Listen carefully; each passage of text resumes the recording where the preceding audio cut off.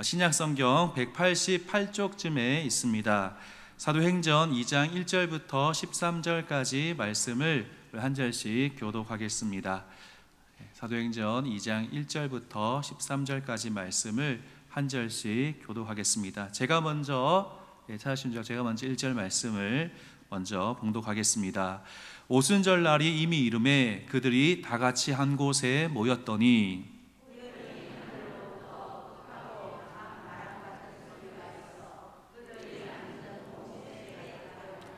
마치 불의 혀처럼 갈라지는 것들이 그들에게 보여 각 사람 위에 하나씩 임하여 있더니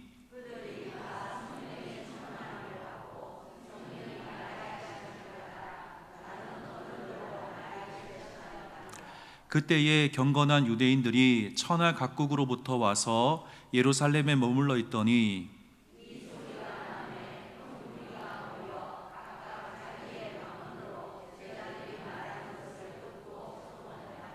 다 놀라 신기하게 여겨 이르되 보라 이 말하는 사람들이 다 갈릴리 사람이 아니냐.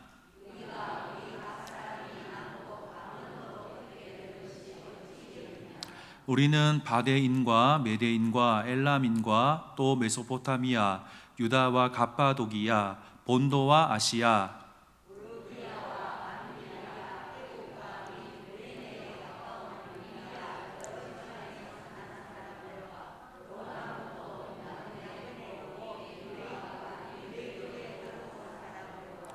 그레데인과 아라비아인들이라 우리가 다 우리의 각 언어로 하나님의 큰 일을 말함을 듣는도다 하고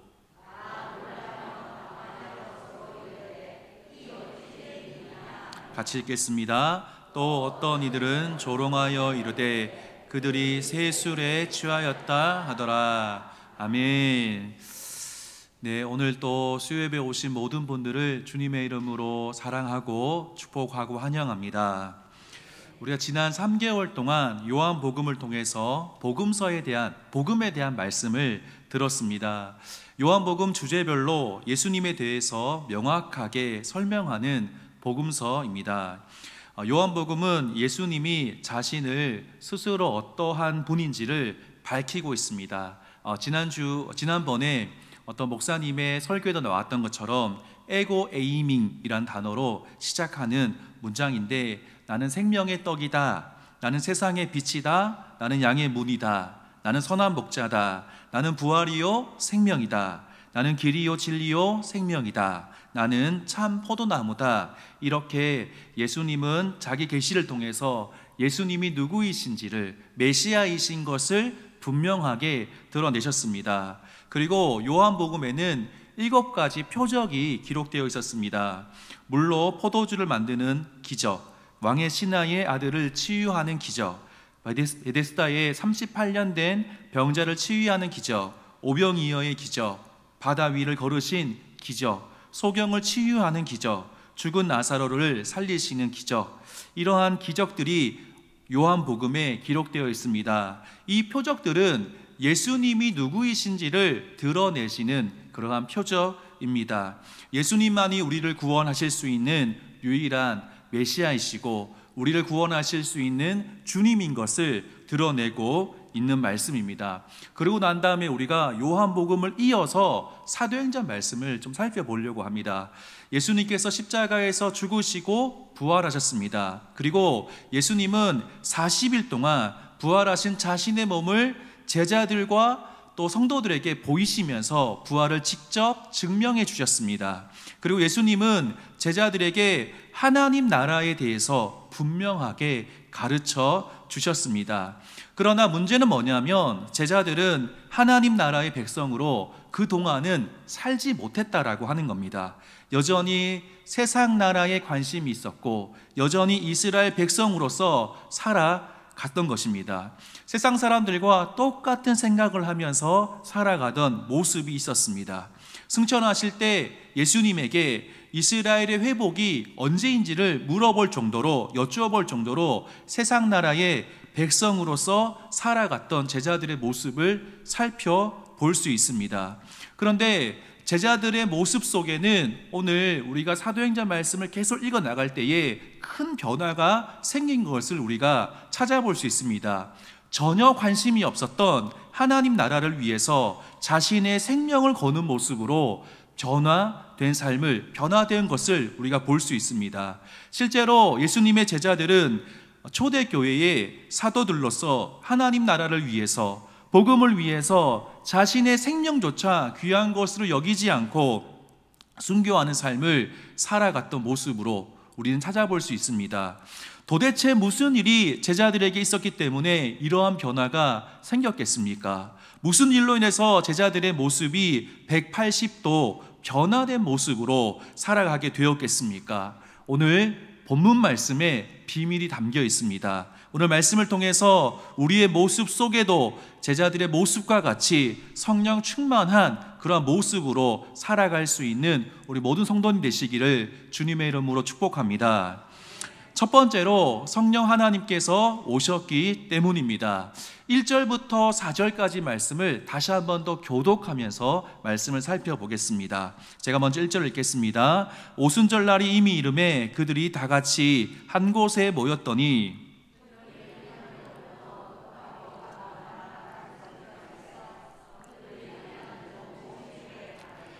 마치 불의 혀처럼 갈라지는 것들이 그들에게 보여 각 사람 위에 하나씩 임하여 있더니 그들이 다 성령의 충만함을 받고 말하게 하심을 따라 다른 언어들로 말하기를 시작하니라. 아멘. 예수님께서 약속하신 성령 하나님께서 오늘 본문 말씀을 보니까 임하셨다라고 말씀합니다. 이 사건은 이런 사건이 있었나? 아닌가? 이렇게 애매하게 오신 것이 아니라 분명하게 오셨다는 것을 오늘 본문 말씀을 통해서 우리는 살펴볼 수 있습니다. 그 누구도 부인할 수 없는 분명하고 명확한 사건으로 성령 하나님께서 우리 가운데에 오셨던 것을 볼 수 있습니다. 오늘 말씀을 통하여서 성령 하나님께서 오셨을 때에 어떠한 현상이 있었는지 좀 차근차근 좀 살펴보려고 합니다. 1절 말씀을 보니까 오순절 날에 그들이 한 곳에 모였을 때 성령님께서 오셨다라고 말씀하고 있습니다. 예수님은 초실절에 부활하셨습니다. 그리고 40일 동안이나 제자들과 함께 계시면서 부활을 증명하시고 하나님 나라에 대해서 가르쳐 주셨습니다. 예수님은 제자들에게 마지막으로 성령을 기다리라고 말씀하신 뒤에 승천하셨습니다. 그리고 난 다음에 한 10일 정도가 흐르면은 오순절이 다가왔던 것입니다. 제자들과 성도들은 예수님 말씀을 따라서 성령님께서 임하실 것을 기대하며 사모하며 마가다락방에 모여 있었습니다. 이때에 성령 하나님께서 그들 가운데 임하게 되셨습니다. 예수님께서 초실절에 부활하신 것은 부활의 첫 열매가 되신 것을 보여주시기 위함이고, 오순절에 성령님께서 임하신 이유는 성령 강림으로 인해서 영적인 추수가 시작된다는 것을 알리기 위함입니다. 실제로 성령님께서 오심으로 인해서 예수님을 믿는 자들이 하루에 3,000명이나 더해질 정도로, 그러한 사건이 있을 정도로 분명하게 그 일이 보였던 것입니다. 2절 말씀을 보면은 성령 하나님은 호련히 임했다라고 말씀하고 있습니다. 호련이란 단어를 좀 찾아봤습니다. 찾아보니까 어떤 뜻이냐니까 원어를 보니까 뜻밖의, 불쑥, 눈 깜짝할 만큼 빠른 속도, 이러한 뜻이 있었습니다. 그러니까 아무도 예측할 수 없는 사이에 성령 하나님께서 임하셨다는 말씀입니다. 왜냐하면 성령 하나님은 하나님이시기 때문에 그분의 뜻에 따라서 역사하는 겁니다. 지금쯤 성령님께서 임하실 것 같다라고 우리가 예측할 수 없는 겁니다. 성령 하나님은 하나님의 뜻에 따라서, 그분의 뜻에 따라서 임하셨기 때문입니다. 우리는 다만 성령님의 역사하심을 사모하며 기다릴 뿐입니다. 주님의 주권적인 능력에 따라서, 주권에 따라서 주님이 오셨다는 겁니다. 그리고 성령님께서 오셨을 때 2절 말씀을 보니까 구약 성경에서 하나님께서 임하시는 것과 동일한 모습으로 임하셨습니다. 하늘로부터 급하고 강한 바람 같은 소리가 있어서 온 집에 가득했다라고 말씀합니다. 구약 성경에서 하나님께서 임재하실 때 이러한 현상이 있었습니다. 성경에 보니까 폭풍 가운데 임하셨다, 이런 말씀이 있는데, 그것처럼 오순절 성령 강림 사건 때도 성령 하나님께서 그 자리 가운데에 그렇게 임하셨던 것입니다. 그뿐만이 아니라 각 사람 위에 불의 혀처럼 갈라지는 것들이 임하였다라고 말씀합니다. 쉽게 생각하면 각 사람 머리 위에 성령의 불이 임했다는 것을 우리가 생각할 수 있습니다. 구약 성경에서부터 찾아봤습니다. 하나님의 불이 임했을 때가 언제인지 찾아봤습니다. 찾아보니까 출애굽기 40장 말씀에 성막이 드디어 완공이 되는데, 성막이 완공되었을 때 하나님의 영광으로 성령의 불이 그것 가운데에 임하였습니다. 뿐만이 아니라 레위기 9장 말씀에 아론이 성막에서 첫 제사를 드릴 때에도 하나님의 영광으로 성령의 불이 그곳 가운데에 임했습니다. 또한 솔로몬이 성전을 봉헌하게 되는데, 그때에도 하나님의 영광으로 성령의 불이 그곳 가운데에 임하였습니다. 구약의 세 가지 사건으로 우리가 이해했을 때, 하나님의 성전이 완공되고 첫 예배를 드릴 때에 하나님의 영광으로 성령의 불이 그곳 가운데에 임하였다는 것입니다. 그렇다면은 하나님의 불이 각 사람 위에 임하였다는 것은 이제 비로소 각 사람이 하나님의 성전으로 완공되었고 하나님의 교회가 비로소 시작되었다는 것을 알리는 신호입니다. 그리고 마지막으로 성령님께서 오셨을 때에 그들이 어떻게 했냐면은 방언으로 말하기를 시작했다라고 말씀하고 있습니다. 그들이 성령의 충만함을 받고 성령이 말하게 하심을 따라 다른 언어들로 말하기를 시작했다라고 말씀에서 기록하고 있습니다. 그러니까 자신들이 내가 어떻게 이런 말을 해야지라고 생각하고 말하는 것이 아니라 성령 하나님께서 말하게 하시니까 성령 하나님께 자신들의 입을 사용하시도록 맡겼다는 것을 우리가 살펴볼 수 있습니다. 이와 같은 놀라운 일들이 제자들과 그곳에 모여있는 120명의 성도들에게 나타났기 때문에 대충 나타난 것이 아닙니다.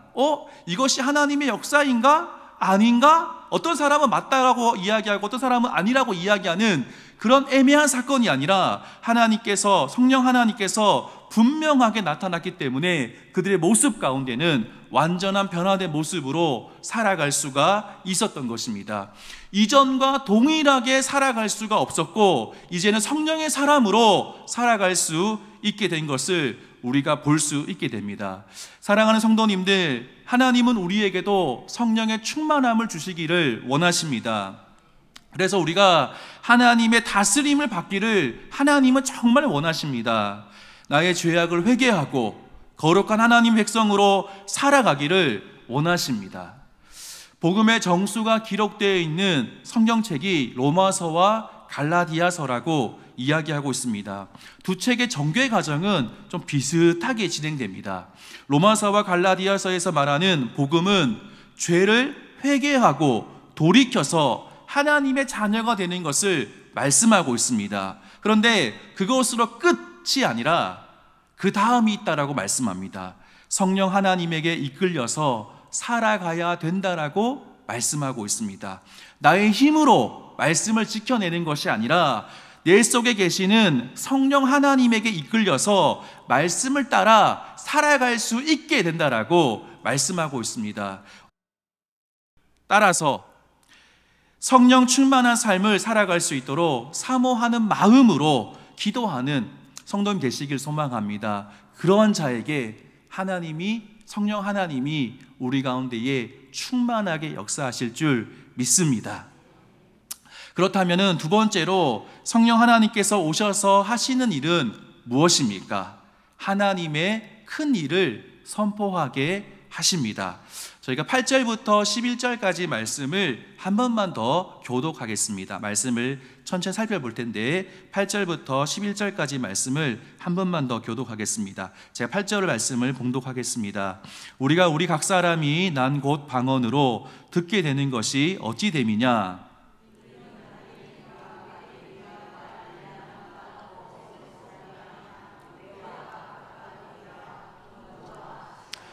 부르기아와 밤빌리아, 애굽과 및 구레네에 가까운 리비아 여러 지방에 사는 사람들과 로마로부터 온 나그네 곧 유대인과 유대교에 들어온 사람들과 그레데인과 아라비아인들이라 우리가 다 우리의 각 언어로 하나님의 큰 일을 말함을 듣는도다 하고. 아멘.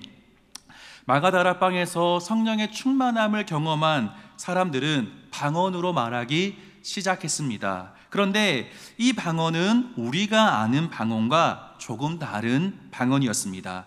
당시는 오순절이기 때문에 유대에 흩어진 사람들이 예루살렘으로 다 모여서 이렇게 있었습니다. 왜냐하면은 하나님께서 새 절기에는 하나님께 나오라고 말씀하셨는데 그 말씀을 따라서 예루살렘에 올라와서 있었던 것입니다.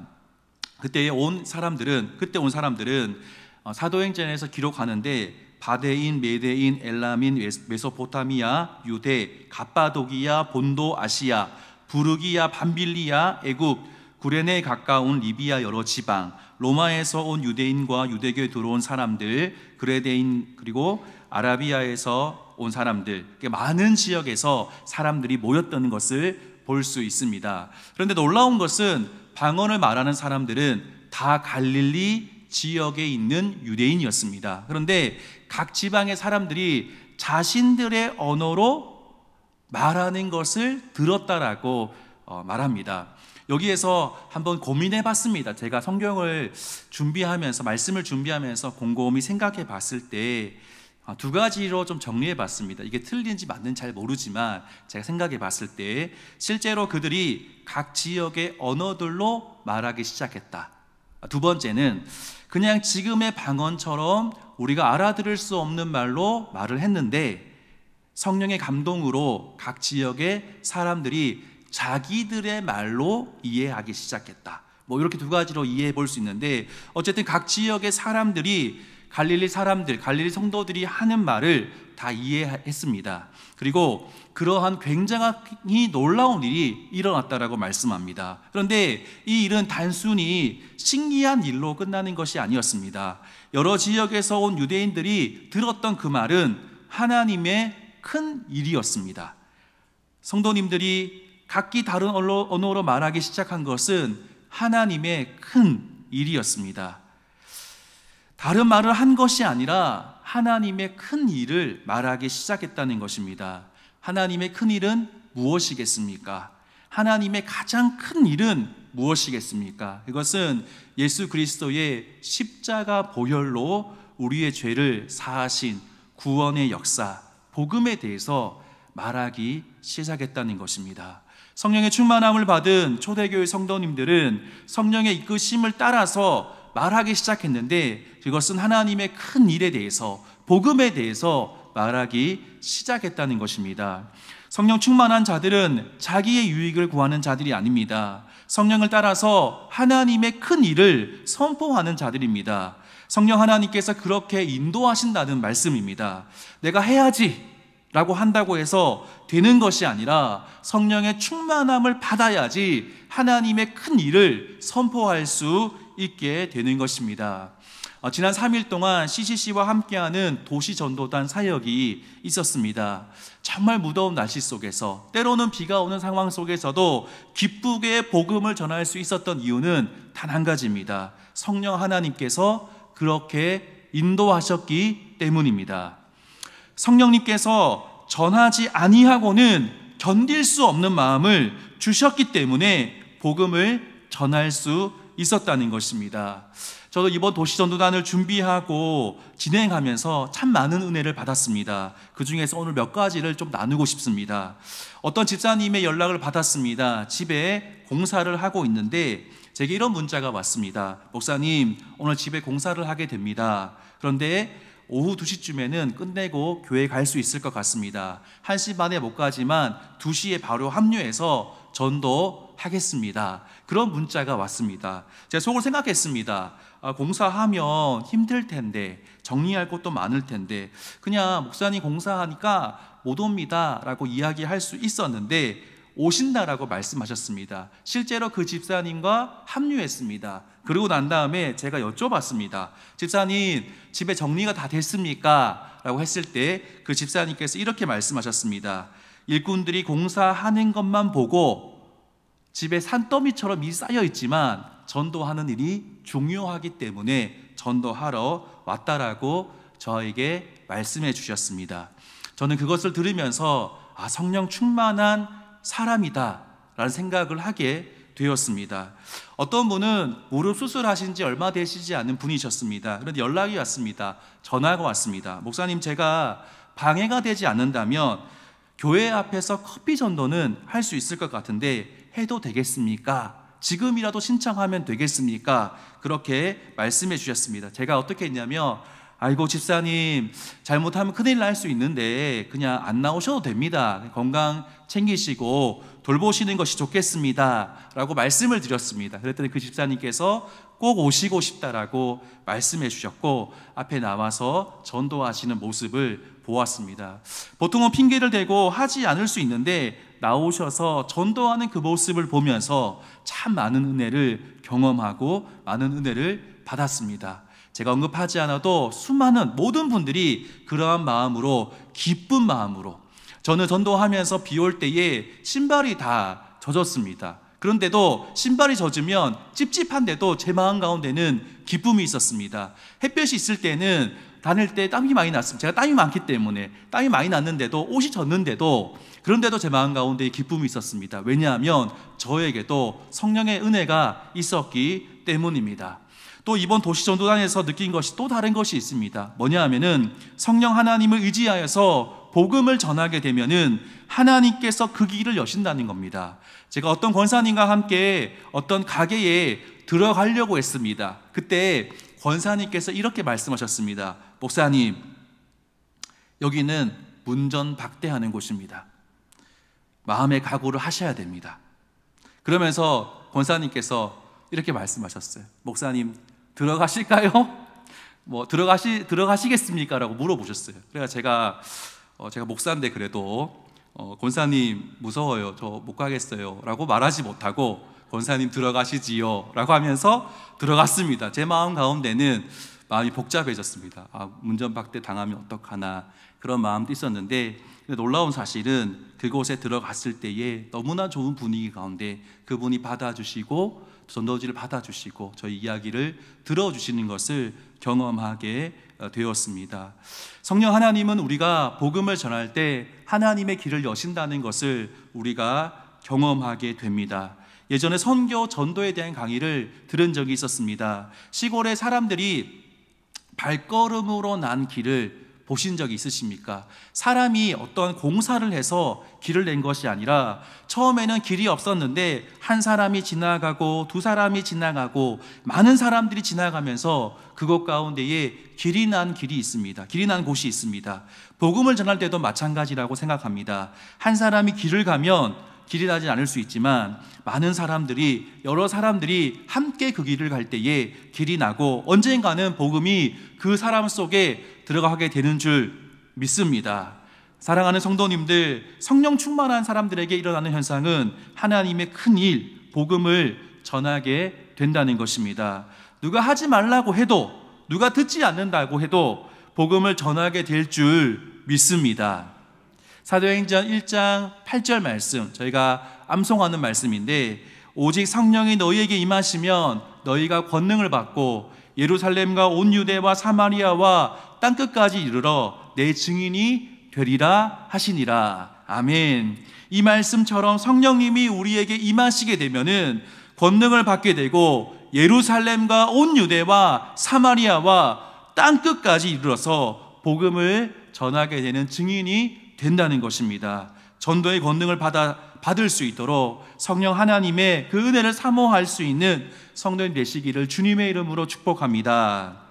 그리고 마지막으로, 그러면 우리는 그 성령 하나님께서 임하실 때 어떻게 반응해야 되겠습니까?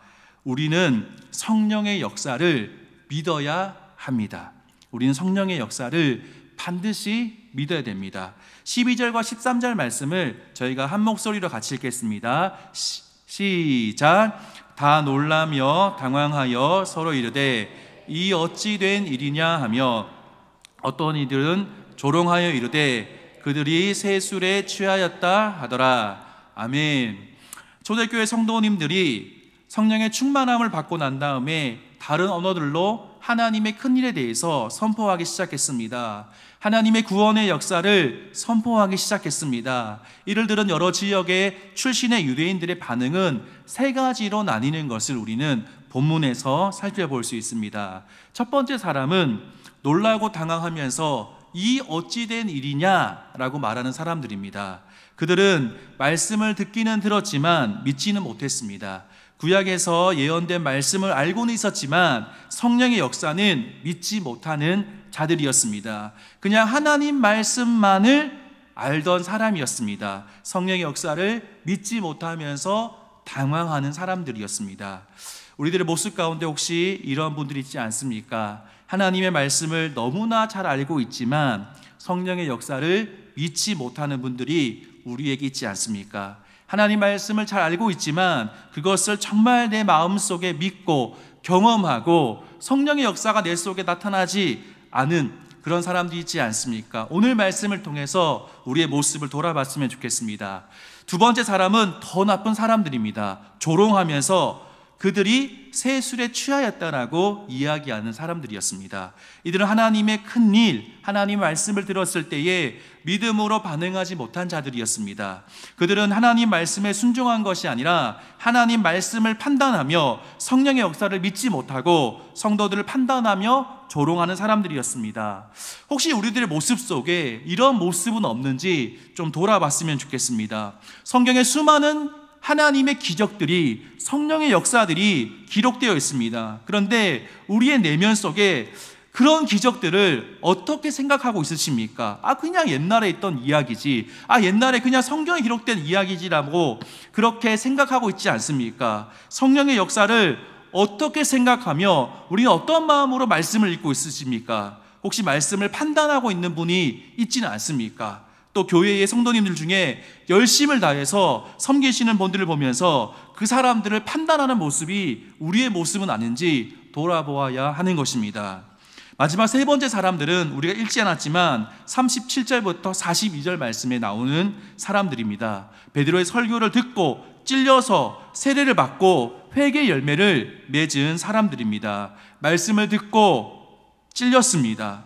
이들은 사도들에게 형제들아 우리가 어찌할꼬? 라고 물었습니다. 그리고 그들은 회개하면서 예수 그리스도를 믿고 세례를 받았습니다. 성령의 역사를 믿고 순종하던 사람들이었습니다. 성령의 역사를 믿고 나의 죄악을 깨닫고 회개하면서 주님 말씀대로 순종하고 성령의 역사를 기대하던 사람들이었습니다. 사랑하는 성도님들, 우리의 모습은 어떻습니까? 세 종류의 사람들 중에서 우리는 어디에 속한 사람들입니까? 성령의 역사를 믿는 자들입니까? 아니면 그것을 판단하면서 믿지 못하는 자들입니까? 우리의 모습을 돌아보면서 성령의 역사를 믿음으로 받아들여서 하나님의 큰 일에 동참할 수 있는 모든 성도님들이 되시기를 주님의 이름으로 축복합니다.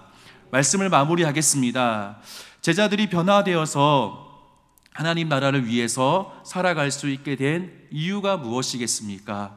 하나님 나라를 위해서 목숨을 걸었던 이유가 무엇이겠습니까? 성령 하나님께서 제자들에게, 성도들에게 임하셨기 때문입니다. 성령의 놀라운 임재를 경험했기 때문입니다. 우리도 그 성령의 충만함을 사모할 수 있기를 주님의 이름으로 축복합니다. 그것을 위해서 간절히 기도할 수 있는 우리가 되기를 소망합니다. 성령님께 붙들림을 받아서 하나님의 큰 일, 복음을 전할 수 있는 그 영광스러운 일에 참여할 수 있는 우리 남부교회가 되기를 소망합니다. 또한 성령의 역사를 믿고 믿음으로 반응하여서 정말 하나님께서 귀하게 사용하시는 귀한 성도님들이 되시기를, 귀한 남부교회가 되기를 주님의 이름으로 축복합니다. 기도하겠습니다. 하나님 아버지 감사합니다. 예수님의 약속을 따라서 마가다락방에 성령 하나님께서 오신, 임하신 그 사건에 대해서 우리가 말씀을 들었습니다. 하나님, 저희에게도 동일한 은혜를 부어주셔서 성령으로 충만하게 해주시고 제자들이 180도 변화되어서 하나님 나라를 위해서 살아갔던 것처럼 우리들도 그와 같은 모습으로 살아갈 수 있도록 인도하여 주시옵소서. 하나님, 주변에 믿지 않는 자들에게 복음을 전하는 자들이 될 수 있도록 도와주시고 예수 그리스도를 이 땅 가운데에 드러낼 수 있는 우리가 될 수 있도록 주님 도와 주시옵소서. 감사합니다. 예수님의 이름으로 기도드리옵나이다. 아멘.